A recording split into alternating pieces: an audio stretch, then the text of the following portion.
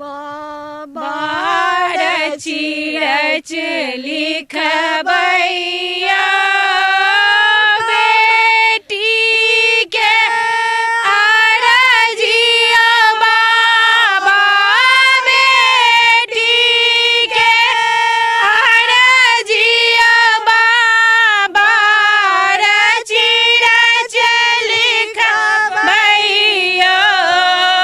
बाबा रची रच लिखबैया कथी के अहाँ कलम बनाएब कथी के रोशनार यौ बाबा कथी के अहाँ कलम बनाएब कथी के रोशनार कथी के अहाँ कागज बना कथी के अहाँ कागज बना रची रच लिखबैया बाबा रची रच लिखबैया कामर के अहाँ कलम बनाएब गंगा जल रोशनार यौ बाबा कामर के अहाँ कलम बनाएब गंगा जल रोशनार बेल पत्र के कागज बना बेल पत्र के कागज बना रची रच लिखबैया बाबा रची रच लिखबैया भक्त अहाँ के पुकारी रहल अछि राखबला जाउ विचार यौ बाबा भक्त अहाँ के पुकारी रहल अछि राखबला जब विचार बन सेवक हम द्वार ठाढ़ छी बन सेवक हम द्वार ठाढ़ छी बनल दीन दुखियार बाबा रची रच लिखबैया बाबा रची रच लिखबैया बेटी के अरजिया बाबा बेटी के अरजिया बाबा रची रच लिखबैया बाबा रची रच लिखबैया। मिथिला में मधुश्रावणी के बहुत पैघ एकटा पावनि मानल जाइ छै और एहि समय में जे प्रकृति के संग छै सेहो अपने लोकनि के नजर आबैत है। हमसब जतेक रास एपिसोड केलहुँ हँ ताहिमे आसपास के जे गाछी छै जे वृक्ष छै पौधा छै ओ एकदम फलल फूलल रहैत अछि, मतलब एकदम हरियाली छल रहै छै ओहि पर।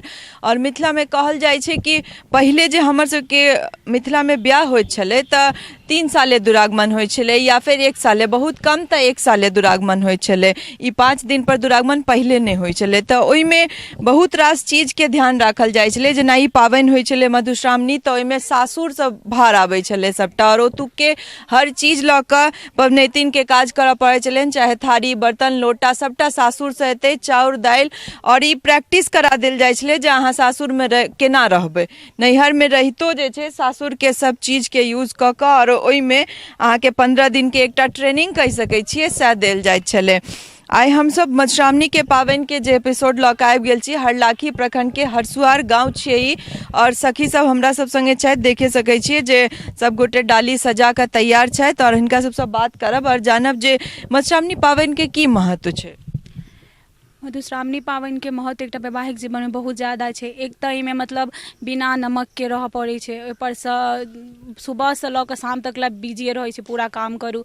मतलब काम तऽ घर के किछु नहि रहै छै, फूलडाली सजबऽ के फूल तोड़ू, फेर एहिमे जाही जूही बाँस के पत्ता, एक बाद मैना के पत्ता, शुरू दिन में मैना के पत्ता आनऽ पड़ै छै, फेर नहाउ, फेर सब दिन जे साड़ी पहिरै छै एकटा पूजा करऽ काल में ओ साड़ी पहिरू, फेर 16 श्रृंगार करू, ओहिके बाद फेर कहानी सुनू जे कहै छथिन कथा, ओहिके बाद फेर कनि इम्हर फेर फूल लोढ़ा आबऽ पड़ै छै, तऽ नीक छै। कोन कोन भगवान के एहिमे पूजा होइ छनि रोज जे 14-15 दिन तक लगातार चलै छै तऽ कोन कोन देवता के सबसे पूजा? पहिले तऽ विषहर भगवान के भगवती के होइ छनि, फेर विषहर के होइ छनि, ओहिके बाद फेर चनाई के होइ छनि, ओहिके बाद साठक होइ छनि, फेर गौरी के पूजा होइ छनि, इएह सबके रोज 14-15 दिन तक लगातार। हाँ, फेर डेली अलग अलग कथा होइ छनि, सब भगवान पहिलु सब जन्म होइ छनि, जते गौरी जते बहिन छथिन ओ सब तिनकर जन्म होइ छनि। सब कथा के अपन अपन महत्व छै, हर दिन अलग अलग। हाँ, सबके अलग अलग महत्व छै। नाम की भेलै अहाँके? हमर नाम भेल नेहा झा। गाँव से छियै अहाँ, अहाँके की नाम? हमर नाम गुड़िया झा अछि। तऽ जे रोज जे ई 14-15 दिन तक विध व्यवहार होइ छै ताहिमे बिन्नी सेहो होइ छै तऽ यादे अहाँ सबके? हाँ, याद है। दीप दिफहरा जागू भरा मोती मानू मानू भरा नाग बढ़ू नागिन बढ़ू नाग के कुलवंश बनू खोना मोना मामा बढ़ू बाल बसंता भैया बढ़त बासुकी राजा बाप बढ़त बसकैन माय बढ़त जिनके प्रसाद दे सूती निश्चिंत उठी निश्चिंत खाओ कटोरी सोना कटोरी में दूध भात नमस्ते नमस्ते। आ रोज जे कथा सब होइ छै ओ हर दिन अलग अलग कथा होइ छै। हाँ, तऽ रोज अलग अलग महत्व हेतै ओहि सब चीज के। तऽ एकटा जे अपन सबके ई जे नियम छै टेमी दागा वाला ओहि लऽ कऽ कतेक धुकधुकी छै आइसँ? डर तऽ रहै छै लेकिन एक तरह से नीको लागै छै कियाकि रोज रोज तऽ होइ नहि छै तऽ हमरा तऽ खैर नीक लागैया। हाँ, डर नहि छै? डर नहीं होइया, बहुत पहले छला लेकिन आब नहीं होइया। नहीं। ई 15 दिन आब अलग अलग मतलब मंदिर पर अहाँ सब गोटे मिलै छियै, इहो एकटा नीक चीज छै जे सबके भेंट घाट होइ छै, बातचीत होइ छै। होइ छै आइ काल्हि फोटो के छै तऽ फोटो खिचेलक बातचीत भेल फोटो तऽ वएह सब छै, अच्छा लागै छै, नीक लागै छै। तऽ अहाँके छै धुकधुकी टेमी दागा लऽ कऽ? हाँ, डर तऽ होइ छै। हाँ, एकटा जानि बुझि कऽ मतलब कि कष्ट देनाइ डर होइ छै, मगर अपन सबके संस्कृति छै तऽ पूरा मोनसँ अपनाबै छी आर करबै। आइ काल्हि के जनरेशन बहुत मॉडर्न भऽ गेलै तऽ की लागि रहल है कि ई पावनि के कते महत्व रहि रहल छै या आगू एहि जनरेशन वाला कते चाहि रहल छथिन कि ई पावनि आगू बढ़े? नहीं, हमरा हिसाबसँ तऽ करऽके चाही। आब आइ काल्हिके आदमी सब नहि करऽ चाहै छथिन, ओहिके बाद टेमी दागाके डर बहुत आदमीके होइ छै ताहि दुआरे, लेकिन हमरा सबके नीक लागैए टेमी दागाके छै किएकि तऽ पहिलाके आदमी सब कऽ आयल छथिन, ई संस्कृति नहि बिसरऽके चाही। लेकिन सबसँ ज्यादा करऽसँ ज्यादा टेमी दागासँ आदमी डरै छथिन एहि पाबनिसँ। एहिमे एकटा और ओ नियमो होइ छै कि एकटा फोका हेबाक चाही या 3टा एहन किछु? हाँ, एकटा चाहे 3टा होबाक चाही। एना पीछा के की कारण छै एकटा या 3? एना दादी सबके पूर्वजसँ छनि जे मतलब नीक होइ छै जे एकटा चाहे 3टा होबाक चाही। हाँ, ई पावनि नीक लागै छै करऽमे? 15 दिन तक एकटा तपस्या छै बहुत बड़का अपन सबके, ई 15 दिन लगातार एहिमे रहू। अनुना होइया कि नून खा कऽ करै छै? हमसब तऽ हम नून खा कऽ करै छी। अहाँके की नाम छै? अंजलि कुमारी। की केहन लागै छै पावनि करऽमे? बड मोन लगै छै पाबनि करऽमे और घूमऽ पड़ै छै तऽ और मजा आबै छै पाबनि घूमय लए जाइ छियै से और मजा आबै छै? हाँ। सखी सबसँ भेंट घाट होइ छै? हाँ, ताहि पर और मजा आबै छै। अपन सासुर सब अबै छथिन ताहिमे और देखऽमे मोन लगै छै, इएह पाबनि सबमे भेंट होइ छै सबसँ ताहि दुआरे। ई भोर से जे पूजा पाठ करऽ पड़ै छै 15 दिन लगातार ताहिमे मोन लागै छै? हाँ, ओहोमे मोन लगै छै। मोन लागै छै तऽ की करऽ पड़ै छै? ई जे फूल लऽ जाइ छियै लोढ़ि कऽ सजा कऽ तकरा की करै छियै फेर? जहन पूजा करै छथिन तहन फेर ओ जे कथा कहै छथिन ओ कथा कहि कऽ फेर हम फूल छीटै छियै। अच्छा, ई आइ राखि देल जेतै और काल्हि पूजा कालमे छिटै? हाँ, काल्हि पूजा कालमे छिटै। बहुत आदमी के डर भऽ जाइ छै पर हिनका नहि लागि रहल छनि। ओना ई बात सही कहलथि है कि ब्याह से विध भारी छै हमरा सबमे, जे ब्याह तऽ भऽ जाइ छै और साल भरि तक जे ई पावनि तिहार होइत रहै छै, बरसाइत मधुश्रावणी, तऽ ई सब एकटा बड़का काज रहै छै। अहाँके की नाम छी? पुतुल झा। बेतुल जा तक की अहूँ के लागे छै कि ब्याह सब विध भारी छै अपना सब में भरि साल तक काफी पाबनि ज्यादा बियाह तक तो पता नहीं चलै छै लेकिन बियाह के बाद पता चलै छै की सब करऽ पड़ै छै। तऽ ई केहन एखन केहन लागि रहल है 15 दिन का तपस्या करऽ में? 15 दिन तक काफी ज्यादा एंजॉय हम सब कर रहल छी ना, लेकिन जे टेमी दगा के छै तऽ काफी ज्यादा हम डरल छी। अच्छा ओहि दिन ला डरल छी? काफी ज्यादा। अहाँ के डर लागि रहल है? हाँ सुनि कऽ काफी ज्यादा भयानक लागि रहल है हमरा। अहाँ के की नाम छै? प्रीति झा। तऽ ई अहाँ सबके मतलब जे पियाजी छथि से एतथि कि नहि, जे गानो छै अपना सबमे जे ओ पाबनि मोरलेक चाहे पियाजी नहीं एलखिन एथिन कि नहि? एथिन लाइसे एथिन। केहन लागि रहल छै पूजा करब में, आर की सब नियम जे दाय काकी सब करै छथिन रोज आबि कऽ कथा कहनाइ, ई सब केहन लागि रहल? बहुत नीक। हेबाक चाही ई पाबनि और आगू? हाँ होबाक चाही। सुनि रहल छी अपने सब जे किछु गोटे के डर सेहो छनि और किछु गोटे कहै छथि जे नहि हमरा डर नहि लागि रहल है। हालांकि ई एकटा धुकधुकी तऽ सबके मोन में रहैत हेतनि जे 15 दिन तऽ ठीक छै, फुललोढ़ी होइ छै, बहुत रास चीज होइ छै, भेंट घाट होइ छै सखी सबसँ, बहुत रास मंदिर घुमनाइ होइ छै, लेकिन 15 दिन ला हल्का धुकधुकी कनि सबके मोन में रहैत छनि और किनको किनको नहियो रहैत हन। लेकिन ई जे पाबनि छै से बहुत बड़का एकटा तपस्या छै और लगभग एकरा कहबे केलहुँ हँ शुरुआत में जे एकरा एकटा ट्रेनिंग के तौर पर मानल जाइ छै, जे सासुर जाय से पहले एहि चीज के अनुभव और एहि चीज के ट्रेनिंग दऽ देनाइ जे अहाँ के सासुर में रहबाक है, सासुरे के भऽ कऽ रहबाक है।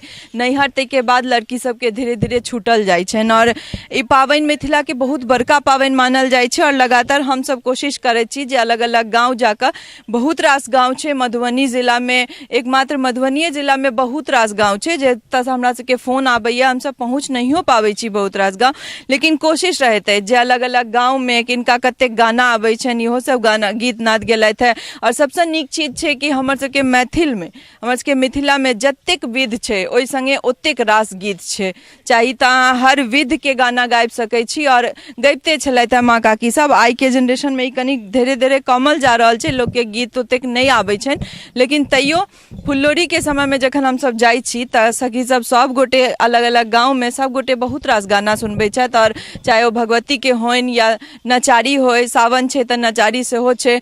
तऽ हमरा सब संगे एना बनल रहू, फेर कोनो नव गाम में नव सखी सब संग अपने लोकन के सोझायब।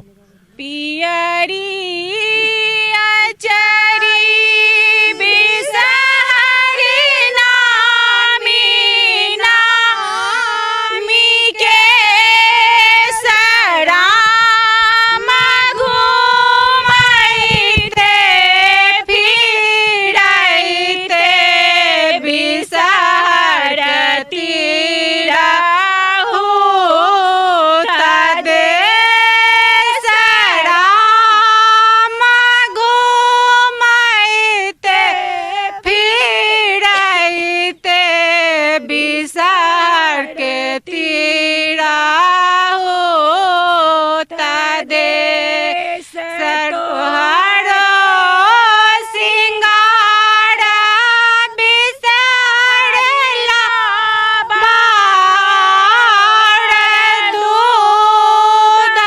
राम हमरो सिंगार बिसर क्रीड़ा के सिंदूर राम हमरो सिंगार बिसर सिरा के सिंदूर फहरो सिंगार बिसरिला बार दूध राम हमरो सिंगार बिसर गोदी भारी पुत्र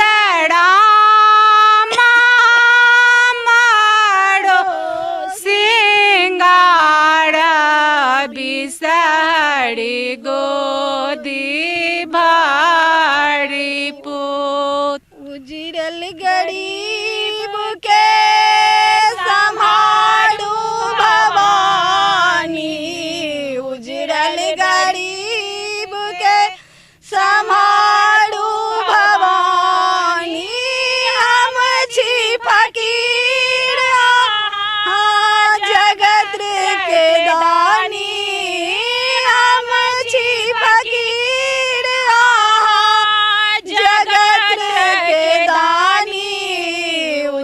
उजड़ल गरीब के संभालू भवानी, उजड़ल गरीब